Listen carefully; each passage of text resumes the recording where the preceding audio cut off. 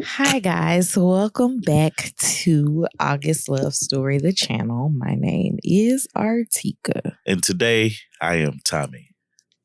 I just realized you have on a green shirt as well. Yep. And black pants, man. Great minds think alike. My pants are gray. They're blackish. They're gray. If you guys haven't already, please take a minute to subscribe to the channel and turn on the notification bell. It doesn't even take a minute. It takes a moment. Okay. Today we are reviewing Married at First Sight. This is season 16, episode 4, and that episode is titled Honeymoon Hiccups. Okay.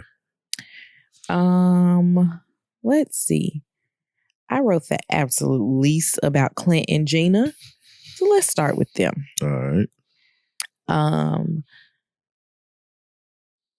I did the first thing I wrote down was that, them waking up the day after the wedding. They were talking about their wedding day, how everything went, their families. Clint's word was melded together. That's what he said? That's what he said. They said they got 3 hours of sleep, but they did not have sex. This year's producer implanted question was about routines. So they're like, what's your morning routine like? I was like, nobody asked it. Nah, not in that way. Right. That's what I'm saying. Nobody asked that question. Not even trying to date somebody. You don't. Mm-mm. If you want to know something about a person's morning or evening routine, you usually are like, are you a night owl? Yeah. Are you an early riser? You work out in the morning, you work out in the evening. Questions like that. Yeah. What's your morning routine? Producer implanted question. Let's just make these questions feel more natural. Yeah, yeah.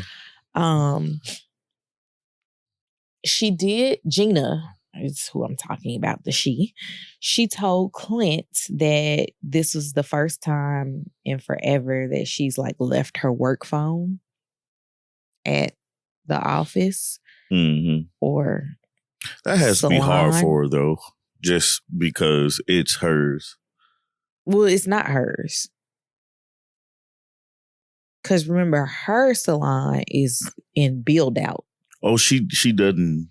She doesn't own the one she's in right now. This whole time I'm thinking she was just opening up a new salon from hers. From what I gathered was she is opening up a salon, but she's not currently working in one she owns. I got you.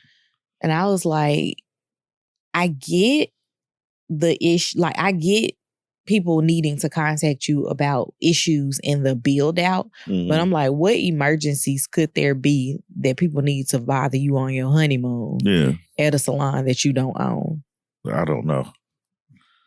The cash register spitting out money. Y'all better figure it out. We'll pick it up and don't give it to people. You better figure it out. She says that this is her, first time doing that, and she's just trying to relinquish control. I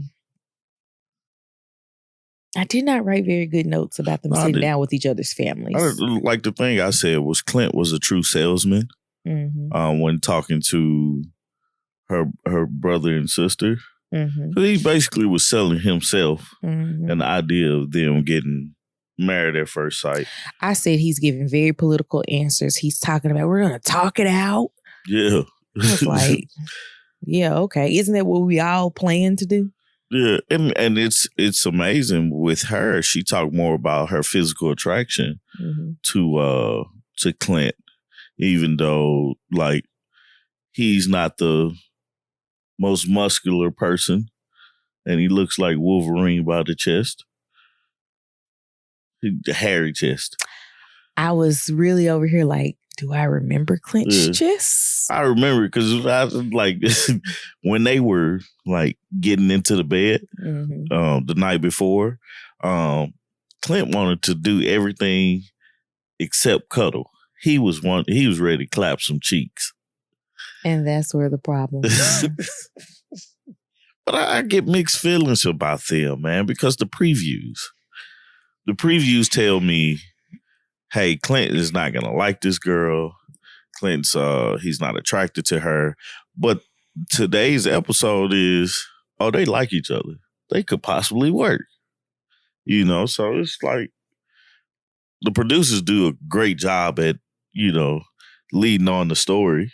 You know what I'm saying? But Clint has always been a little bit troublesome for me. That's why I said he was who I wanted to watch. But he's still a salesman, so he's going to sell you what you need to. That's what I'm saying. He's been a little troublesome for me. Yeah. That's why I want to watch him. Her sister-in-law, because that's who Clint sat down with, was saying that the red flag is that they're so similar. Mm-hmm. And, to each other, and they would have to figure out how to maneuver around that. Lying. They both be lying. I hope that's not the case. The biggest thing that they're worrying about is free time, because apparently she doesn't have a lot of it, and it takes, especially for this type of marriage, like you don't know this person. It's going to take time spent with each other to figure out who this person is and how this person works. And if you don't have it, it's destined to fail. Mm-hmm. So that's going to be a big thing or a big challenge for them this season, is figuring out that balancing the time. Yeah. And we shall see with them. I didn't write much of anything for them. Who did you write the next least about? Mine, I think, is Dominique and McKinley. Mine is, everybody else got about the same. Okay, well, let's go to Dominique and McKinley. All right. So, they come into the room talking about snoring and her sleeping with a body pillow. I was like, I feel that, like, I was pregnant when I got my first body pillow. Well, not my first one, but like the one that I had to sleep with someone in the bed, which was you. Yeah. Obviously. I would hope so. And I was like, Tommy hated that pillow, but God, it felt good to get some decent rest. What was so good about it? It made my body finally comfortable. That I could, like, not be in pain and go to sleep. Because you remember I had that, with Lily, I had that big, huge pillow, and I could, like, maneuver it all around my body. Yeah. So it was like a part, like, I had pillow under the baby pillow between the knees. I could hug part of the pillow, and then I could still put my regular pillow underneath my head. Yeah. It was glorious. It was just a lot of stuff in the bed. Some things don't change. I have this much, like she's described lying. A lot of stuff in the bed. I've described and then one I've thing. Had this much in the bed. Belly just hanging all off the side of the bed. I described one thing. A pillow. You see how dramatic you get? Look, I'm damn near falling out the bed. A pillow. Feet hanging out the bed. And I'm short. Again, I say a pillow. I love you too. Both of them say that they don't snore. And they were the second couple that I saw these rose petals in the bathtub. And I was like, this don't look appealing at all. I didn't see rose petals in the bathtub. It was like they was that. doing cinematic shots. Of like the rose I like those petals cinematic shots in the water. And I was like, this just looked like y'all ran some water 3 hours ago. Mm-hmm. And threw some petals in it so y'all could get some extra footage. So they have breakfast and they talk about her cooking. He finds out that she can cook. She just is like, I live alone, so I don't cook a lot. Yeah. Which makes sense. She says she has a freezer full of catfish that she has caught and cleaned.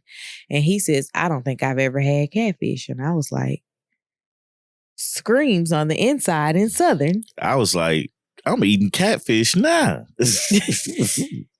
Were you? No, you were eating catfish. No, I knew I was getting catfish when I saw it. I was like, you hadn't eaten yet, but you had it within the hour. Yeah. It's just, I'm like, you haven't had catfish? I mean, it's I don't know. I don't get it. I'm pretty sure he's had fried fish before, but the fact that he's like, I've never had catfish, he's gonna definitely have a delicacy, a Southern delight. A Southern delight. Meal whenever she cooks it. So he got something to look forward to. If she can Because cook catfish is good. If she can cook it. If she can catch it, she can cook it. I ain't gonna tell that lie. But she probably can. Yeah. Fry a good piece of catfish. Be like, do you fry it hard? That's the thing. I want no soggy fried fish. No.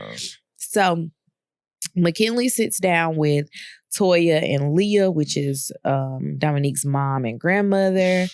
They ask him if he's ever been engaged before. He says no. Grandma said that's a shocker because it's a lot of women out here hungry for a man. I was like, run that back, Grandma.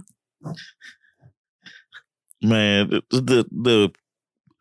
I have an issue with their questioning, and then it's another issue that I don't have with. I don't have an issue with. Issues? My issue with their line of questioning is because they had the thing of the Jeffrey Dahmer. He could be a nice person, but then he could be crazy. Uh-huh. Why you sign your daughter up for this? Mm-hmm. If that's what you're thinking, right? Mm-hmm. And then the other issue is they are an interracial couple. Mm-hmm. And even though it's not the same as it was back in the day or, in the past, but you still have those people with those ideas, and her asking, would you stick with her? I think those are fair questions because she's had to deal with it before. And Dominique is who I'm talking about. Mm-hmm. And McKinley didn't. Dominique is not very, for lack of better words, black presenting. Yeah. No, I get that.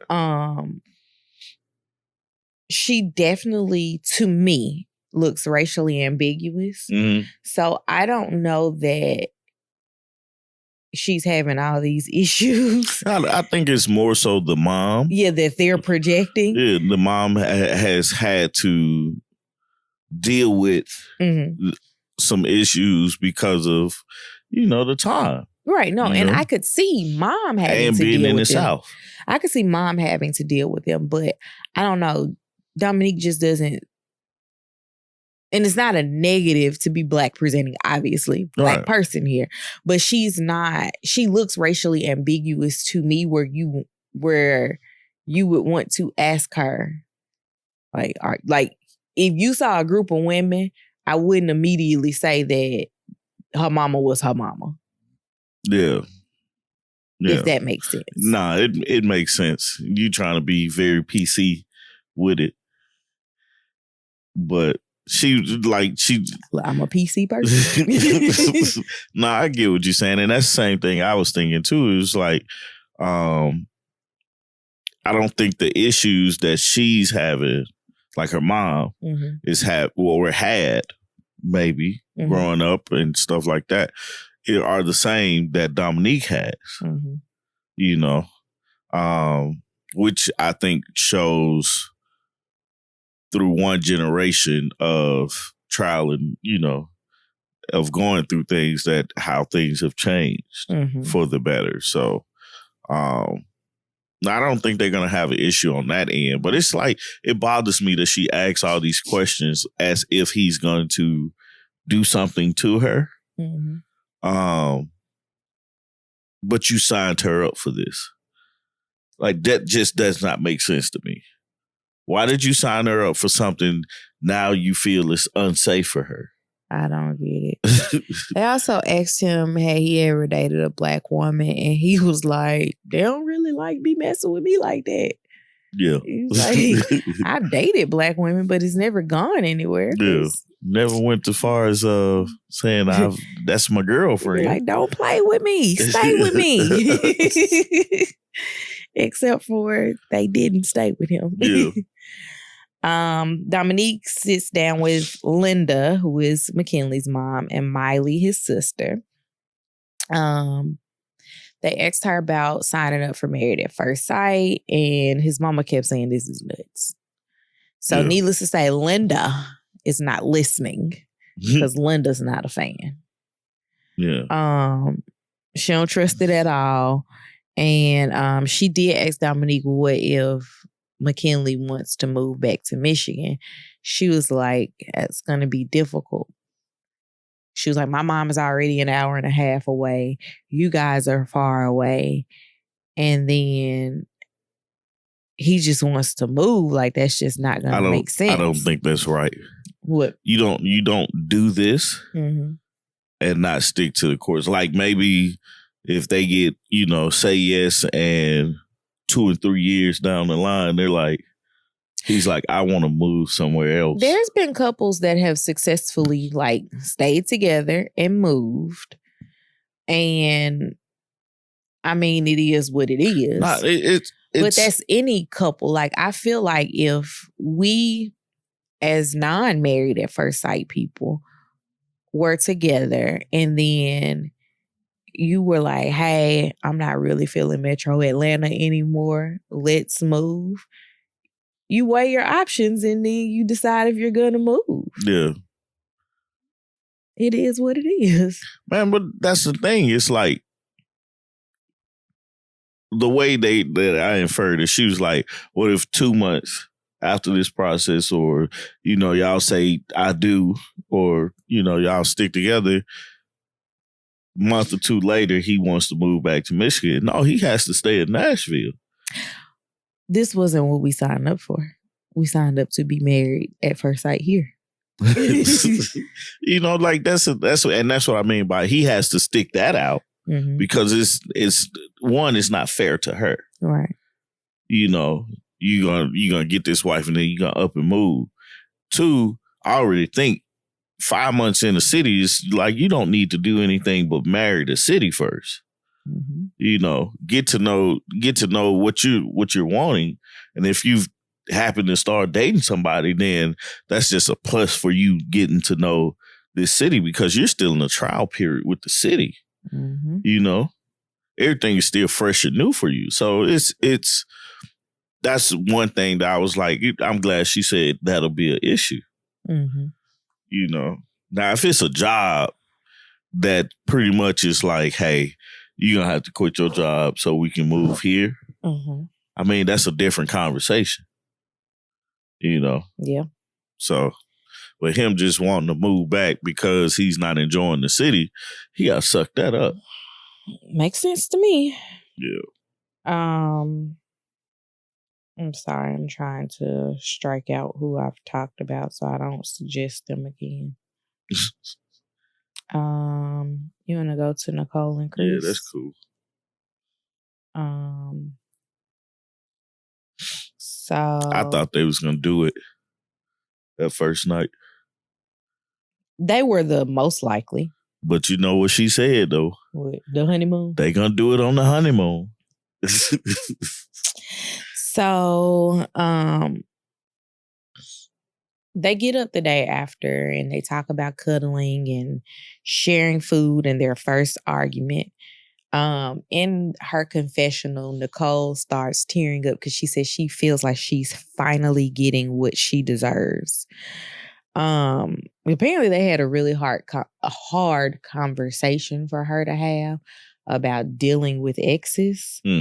And the cigarette burning in the arm thing, I was like, girl, what's wrong with you that you thought that was okay? Yeah.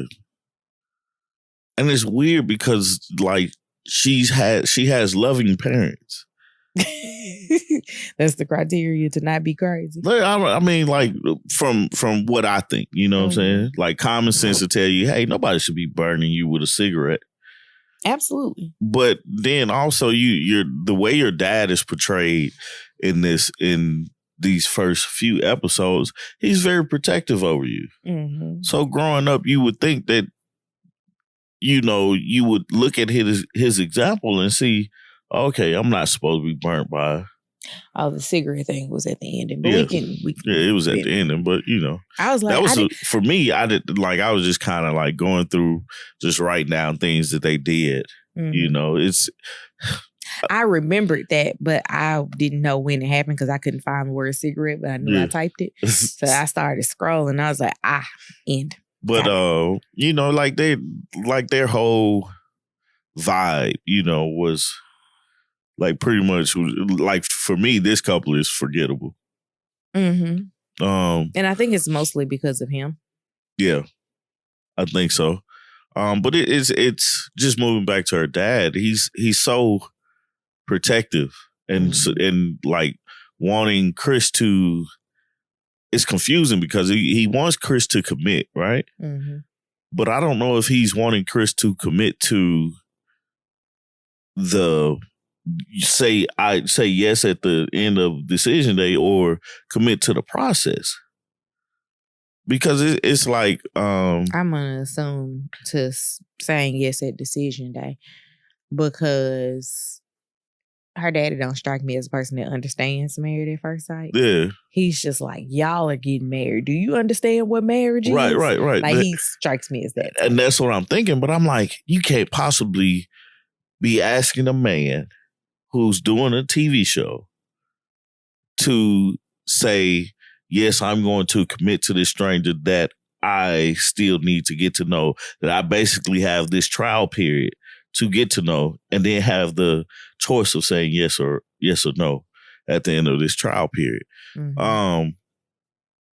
That was the thing that stuck out to me the most, because it's like, just try to understand, like, these questions that people are asking at the family meetup this season is not a sense of trying to get to know the person. It's a sense of, why are you doing this? As if they crazy family member is not doing the same thing. Right. So it's like a bit weird to me, the line of questioning that these folks have given. Right. But no, like, I see, like, her dad being so protective in that instance. It's hard to believe. Well, it's not hard to believe. It happened. She said it happened to her.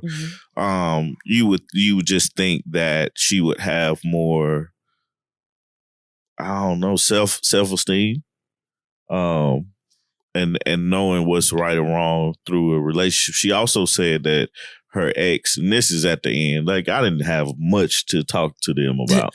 I don't even remember. We're almost ready to wrap them up. Yeah, I don't even remember who she talked to with Chris, or what was the big thing with that.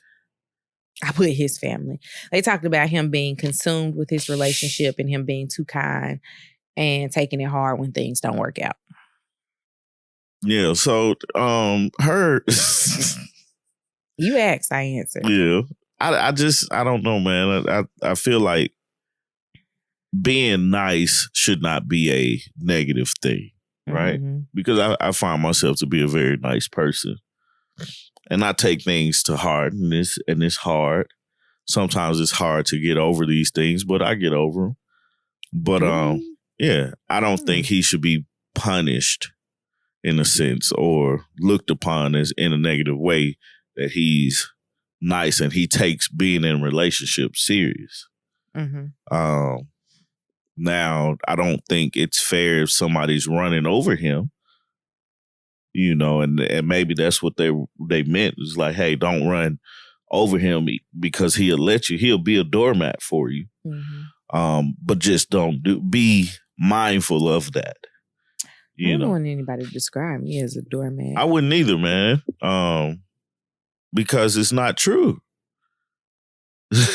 You're not a doormat. And the thing about some relationships are, the man feels like he has to make sure that the woman in the relationship is extremely taken care of. Your woman is so country. Just country boy from Tennessee, But it's just, you have that feeling, and I think that's something that's inbred in men. Mm-hmm. We was talking about yesterday. It's funny. We was talking about, like, how men open the door. Mm-hmm. Like, they look to open the door for a woman, mm-hmm. or anybody, actually. But women don't do the same thing. It's not a thing that they even think about, Sure. You know what? I never thought about that, like, for real, because I don't really go a lot of places. Yeah. Like, places I go have automatic doors. Right. But like, I was just thinking back to us being in Memphis last weekend. Like, you were getting Lily together at the truck, and I had Quad in his car seat. And, like, my god brother, like, first thing he says was, "Give me that baby." And he took the baby and he was gone. Like, went in the building, went and found my mama, sat him down with my mama, and went on about his business.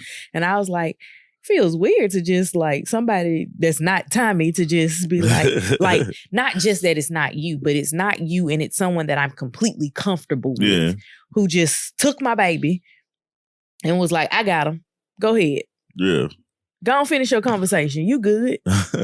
But it's like he also has kids. So it's like I'm comfortable with if the baby cries, he knows how to comfort a baby and all that stuff. So it's just like, man, this is really like totally different world for me. And it's just him being, I don't even want to say chivalrous, just like him being him as it pertains to my position in his life. Yeah. If that makes sense. Yeah. Just taking something away from you. Yeah. But that's the thing though, man. It's like men are like, especially Southern men. I don't know. I can't speak for Northern men because I'm not a Northern man. Northerner. Yeah. But you know, for us, it's open the door. Like I always find it weird that no, I ain't gonna say weird, but you know, people opening the car door for their lady. I unlock the door.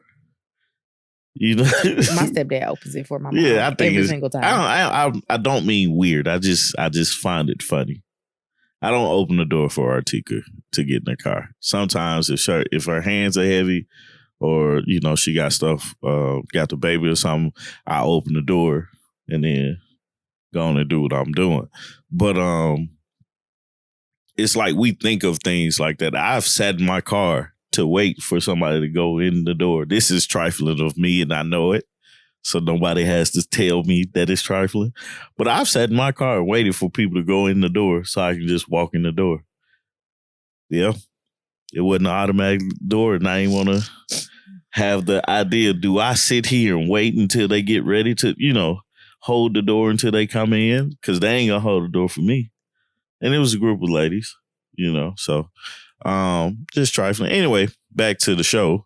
Be better. You got anything else for them? Just back to the conversation with her ex. I never wanted any female to feel unworthy of being loved. Mm-hmm. And the idea that somebody had truly told her that and she believed that tells me that like there's still work to do with people, because I don't think anybody is unworthy of being loved. I think there's love for everybody. Now I think there's abuse of love, but everybody I think is worthy of being loved. Okay. Tupac cares if don't nobody else care. This is what Tupac said. Okay. Oh, that's all I got. Goodness. All right. So Ayers and Jasmine. I'm gonna listen to some Tupac today. Okay. You know he wrote Brenda's Got a Baby like on his first album. Yeah. Okay. That was a heck of a story. But it's a story we've all heard. All right. So Ayers and Jasmine get up the next day, check in that the day went well.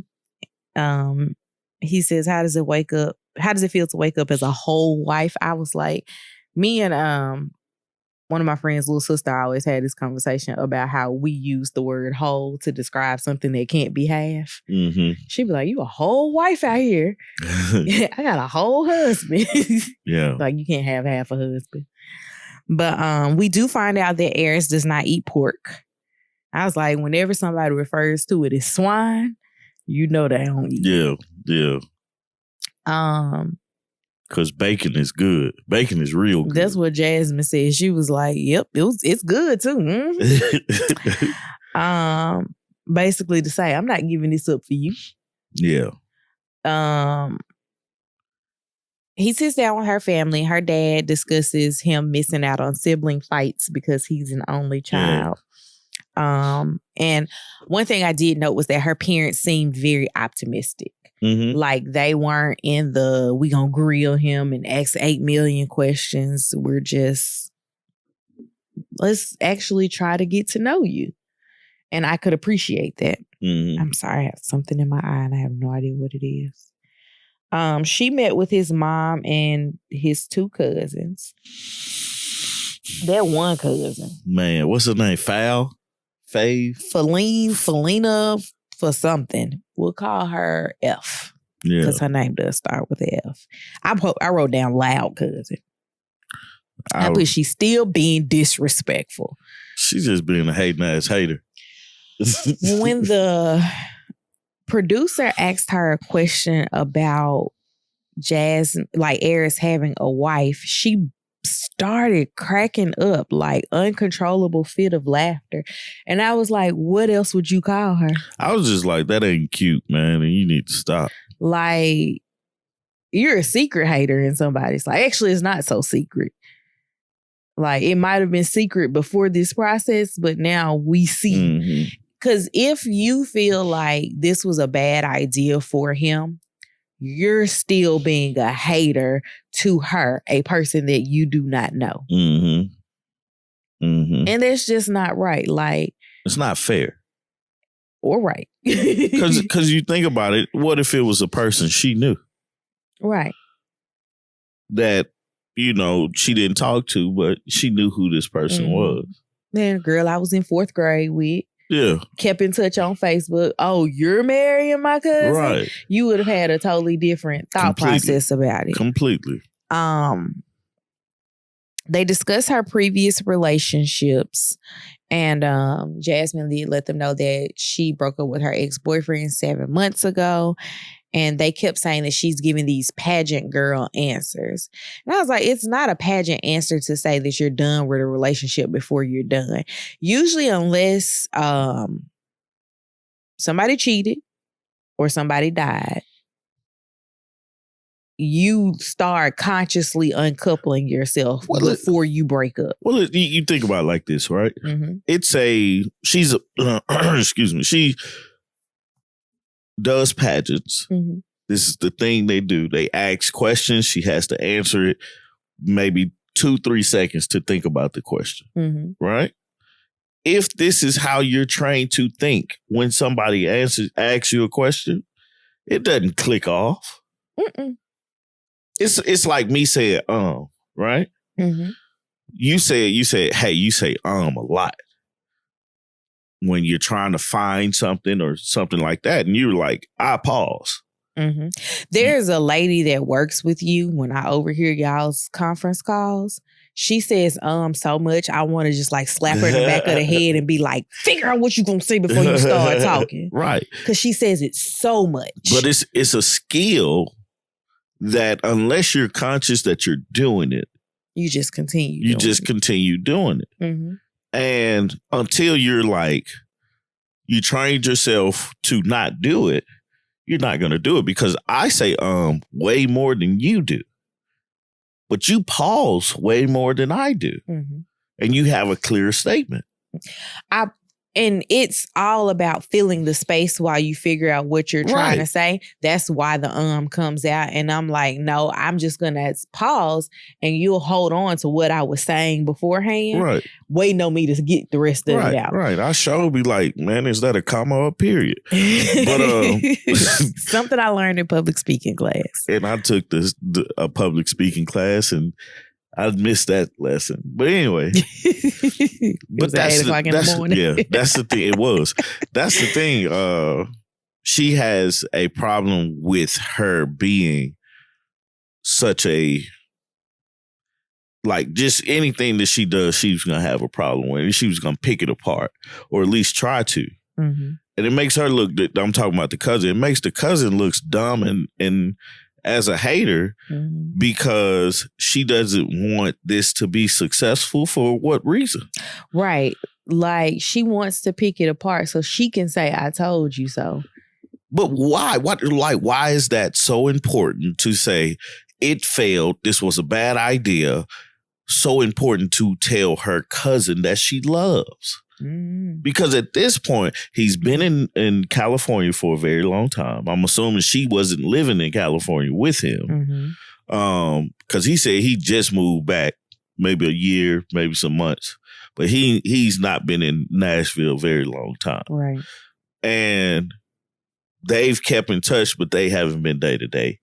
you know, physically in and out of each other's lives. It's a difference, you know. And then for him to come back and she's so hard on him for doing this. This man is 40 years old. Like, she was really hard on him to the point where people were questioning if she was a blood relative.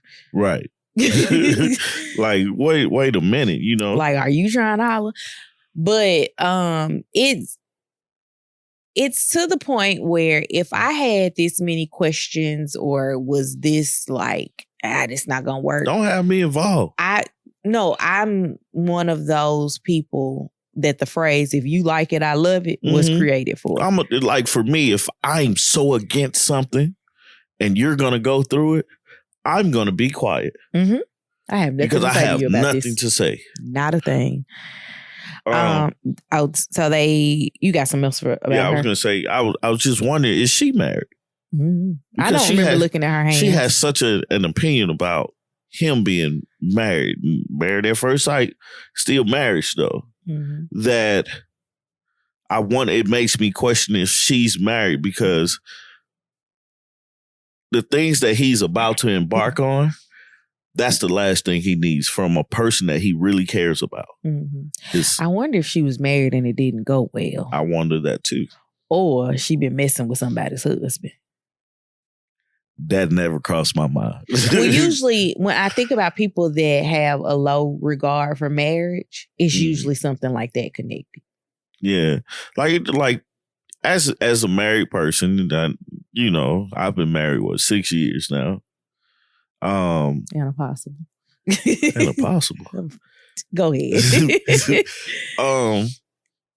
When I see people get married and you know, when I see people struggling through their marriage, it's like I feel for them because I understand the pain that they're going through for the people that's struggling. And then for the people that's newly married and stuff like that, it's like every day ain't gonna be rainbows. You know, it's like I understood. Like, I honestly know what you're about to embark on, and it's gonna be a challenge. But be strong enough to fight that challenge. All right. And I'm not a person that's gonna be like, hey, you need to leave this marriage or be a hater on somebody's marriage, because I think marriage and love is all beautiful. And I think it's deserving of people. And yeah, so it's like I'm not going to be extra hard on a person. That's what intrigued me about this show, is that the idea that people are being matched to be married. How successful can that be? Right. And it's a sense of just people really understanding who they are, being truthful with themselves, and being matched with a person that gives that same truthfulness. Now, you get people on here that lies, and I think that's a lot of times what the issue is. We pull up our representatives, don't we? Man, what you said. Like, it's like to have this, to be matched to the right person, I feel, you have to present you and not that representative. Correct. You know? And a lot of times people feel like they're presenting their person, but their representative peeks through, you know, because you want to put your best foot forward. But I mean, every day in and out, you got your real person is going to show. So I just don't think it's fair to be hard on a person who, especially 2 days in and don't know this person, to be hard on them to say, hey, you're doing the wrong thing. Yeah. You know? They get together and rehash the meal. She essentially tells him she's true to herself and his cousin is going to have to feel however she wants to feel. They find out that they're going to Jamaica for their honeymoon. And I'm interested to see more about this property. Totally, obviously different reasons than everybody else watching. Yeah. Because I've tried to sell this property before. Oh, yeah? Yeah. But they find out they're going to Jamaica, where they're going to stay. And when they get together as a group to get ready to leave to head to the airport, he was like, he's excited because Jamaica's going to be hot and steamy. It's like... she must have told him something. Because she had to look like, who said that? Like that whole time, because he talked about like more about sex. Wait, time out. Did we mention like what she came to bed in? No. In her, what they call it, negligee. Her little robe. Her little pink robe. Yeah. He was like, oh, okay, that's what we doing. I was like, man, if Artieka bought something like that, I'd be like, take that off. You're ridiculous. I know it, man. But no, I'm looking forward to their honeymoon because it's the conversation seems to get more interesting at the honeymoon. He did ask her to feed him grapes, or actually told her, feed me grapes. Oh, yeah, while he was in the tub. In the tub. I was like, bro, you should rain you some bath water, man. Bro, what are you doing? Gone on now. Gone on now. Gone on now. You remember it was a spider in our room? And I would ask you to kill it when we got to Jamaica. Yes, in the bathroom. I was like, it was a spider? It was a spider in the bathroom. And I was like, Artieka, you got to kill this thing. You have got to be better because I thought I was outdoor pest control, not indoor pest control. When it comes to spiders, boy. Yeah, Tommy locked me outside one time over a wasp. No, I didn't. I just closed the door. I didn't lock it. The door was not locked. And I was pregnant. No, you wasn't. I was pregnant. No, you wasn't. I just, because you didn't go outside when you were pregnant. I just closed the door. It was not locked. I wish you stopped telling people. Like, yes, locked sounds like a more extreme story, but it was not locked. You closed the blinds on me. The door was not locked. She always had access inside of the home. Now, you are ridiculous. Next couple, please. Last couple is Kirsten, not Kristen, and Shaquille.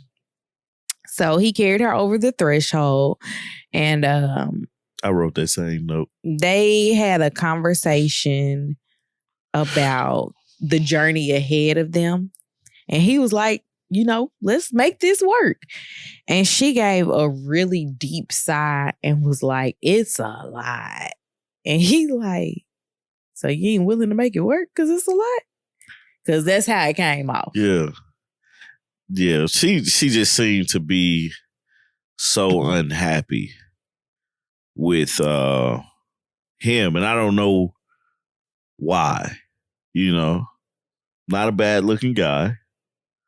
He don't have hair. Okay. Get past that. Right. His hair don't. I bet you it's worse if he let it grow.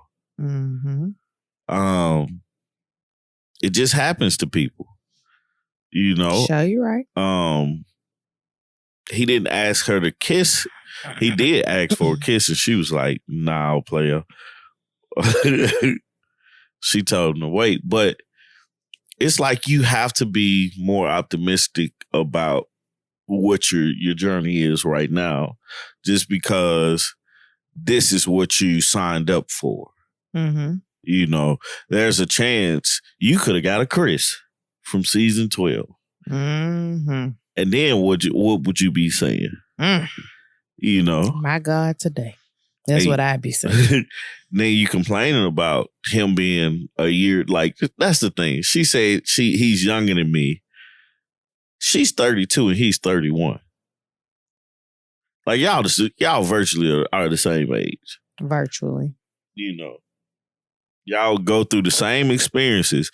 You just were born first. Y'all probably graduated high school together.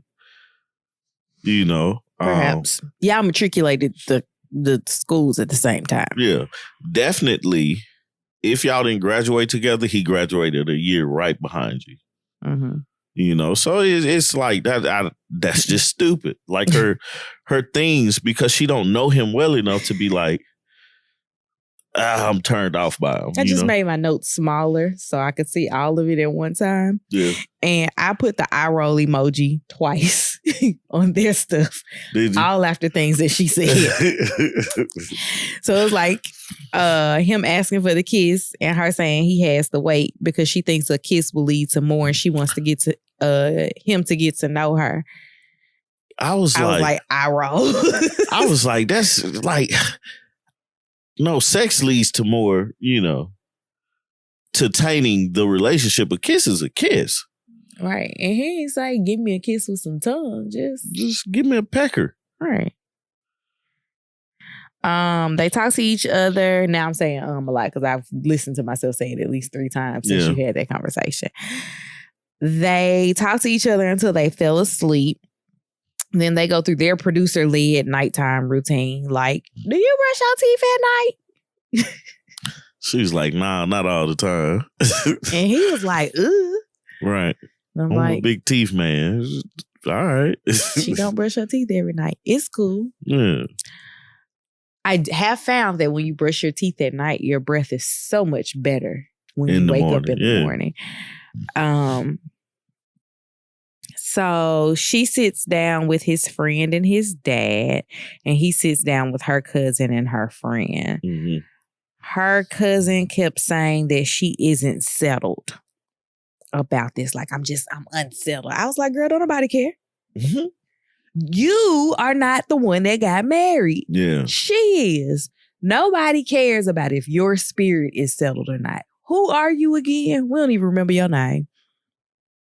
Like, it's like, it was more so on the genuineness, what she was saying. She's unsettled on his genuineness in doing this process. And your I'm like, friend signed up for the same thing. Right. It's and she'd be pissed off if somebody was questioning her friend. Why you do this? Like if Ayers' cousin treated Kirsten like they treated Jasmine. Right. She'd be like, Right. She would. But it's like, that's what you're doing. It's like, this is a moment to get to know the person that your friend, family member has married. Mm-hmm. Take that opportunity. Mm-hmm. And I know it's probably, the conversation is probably a much longer than what we see, but take the words and phrases that we are seeing are the worst kind, and it's like, I'm tired of your friend and we only saw her for like 2 minutes. Right. It's like, nobody cares about how you feel about the genuineness. He signed up for a process. Don't matter how he got here. He's here. Absolutely. And if you talk to him, have a conversation to him to have a opinion about him. Mm-hmm. But telling a person, I'm not sure how genuine you are about this whole process off of talking to him for an hour. And if somebody said, you don't know me, they be like, he rude. Right. No, like what you said is rude. Right. So she asked him what happens if Kirsten doesn't come right over to him, because they kept saying that she's hesitant to let people in. I'm like, this is not the process for a person who is got all of these walls and guards up. Yeah, you have to put your guard, like, until he gives you a reason to put your guard up. You have to relax. You have to literally trust who this person says that they are. Mm-hmm. You have to take face value. Because even all the crazies have told us exactly who they are. Mm-hmm. Quickly. Very quickly. So it's like, it's exposed, because you can't be a different person 24/7 for 8 weeks, right? I mean, some people may be psychos, but that's just something you have to. But at some point, you're going to be like, there's something going on here. And you have to trust that. But you have to get to that point. They're starting off with there's something wrong here. Yeah. They signed up for this. You ain't think it was something wrong with your friend? Right. Because for the way that people like to describe women in general is she that pretty and she ain't got no dude, something's wrong with her. But if you notice, all the men are the ones that's being questioned about their intentions. Yeah. And they usually have to recruit men. Yeah. Because these crazy women go out here and be ready to sign up and risk it all. That's the double standard. Mm-hmm. You know, that comes with it, because it's like a lot of men are going into it, except for a handful. Mm-hmm. Going into this are, all right, man, I'm finna do this. I'm gonna commit to what they tell me to do, and I'm gonna be myself. I'm gonna like what I like. I'm not gonna like what I don't like. Mm-hmm. You know, and I'm gonna be myself with it. And it's most of the time the women that have a guard up, you know, not fully trusting the process, not really wanting to go through with certain things and stuff like that. The only thing that I see that I may or may not have an issue with is the sex part. I may question, like, why are you having sex with a person, like, you know, and stuff like that. But other than that, man, you have to allow time for getting to know each other. You have to allow time to trust each other and take some face value of what's going on, because the men have to do it. Mm-hmm. You know, so it's, you know. We're going to have to wrap this up in the next couple of minutes because I got to go to work. I got you. So they Ain't talk. We on the last person? Yep. They talk about lunch with each other's families. Like, they get back together, talk about lunch. And then they realize that they both need to work on themselves because they have similar issues of not opening up to others. Mm-hmm. And I'm like, it don't seem like he has that big of an issue as you have. So maybe we start with you. Yeah. They then, I keep saying now. That sucks. He tells her that they aren't immediately going to go on their honeymoon to Jamaica once they find out that they're going, because he has to do a research presentation in Jackson, Mississippi. So they're going to go to Jackson, and she is going to get to watch him present, allegedly. The way that she was describing it in her little diary cam situation was she just been in the hotel. Yeah. Bored in the house, and I'm in the house bored. She did not get to go see him from that view, and she was like, he's gonna have some serious making up to do because I had to go to Jackson. Or you rather just go on your honeymoon by yourself without your husband? Right. It's only like one day. Right.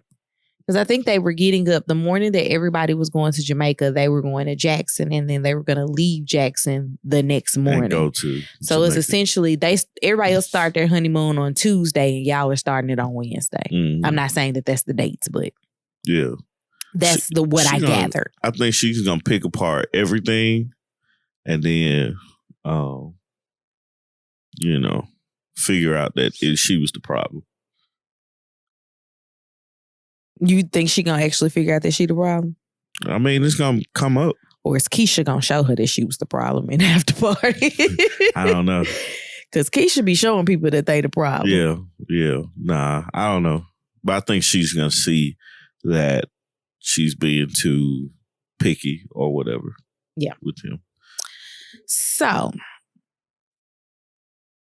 I'm trying to think of what my question is. It's kind of like I want to talk about this secret hater that's not so secret. Yeah. But then also this whole go to Jackson thing. Question for you. Would that be that big of a deal for you?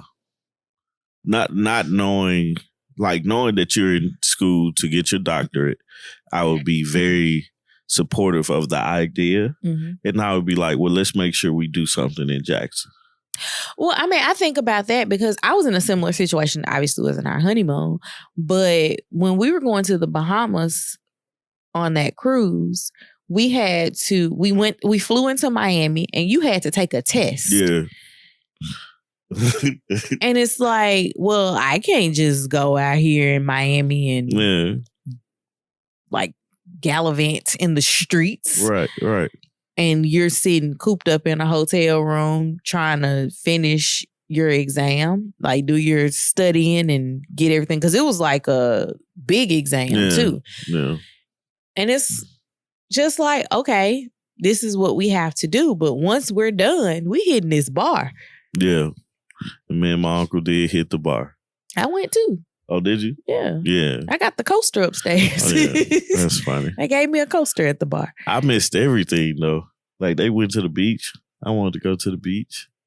But I passed my test. Anyway, it's not about me. It's about them. No, I'm just thinking about being on that side of things. It just wouldn't have been that big of an idea. I mean, a big of a deal. No, I don't think so. I've been in a similar situation. Granted, I didn't just meet you, but still. It's okay, this is how we're starting our marriage out.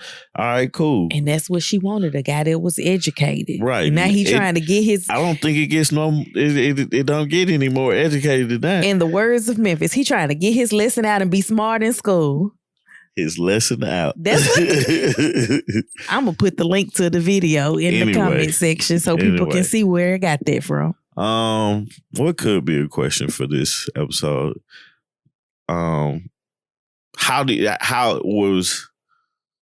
How was the response to the hating ass cousin? How was Jasmine's response? Yeah, like how would you have responded to a situation like that? Okay, that's the question. All right, let's give our salutations. All right, y'all. Again, if you haven't already, please subscribe to the channel, turn on the notification bell, comment down below. Let us know what you guys thought of this week's episode. And join us tomorrow morning for our coffee break. 8:30 a.m. Eastern Standard Time. Yes. And it's been a wild week. I don't know what topics Tommy got, but it's been a wild week. It's definitely been a wild week this week. Also, we're still working for the podcast. I'm gonna keep saying it. We had to miss last week because of family, like traveling to see my family. But we gonna get back on. Or I should say this week because it was Sunday that we normally record. Yeah, we're gonna get back on it. And also in February, my birthday is coming up.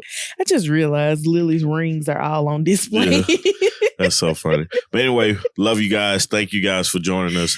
And see you tomorrow morning. All right. Bye, y'all. Peace.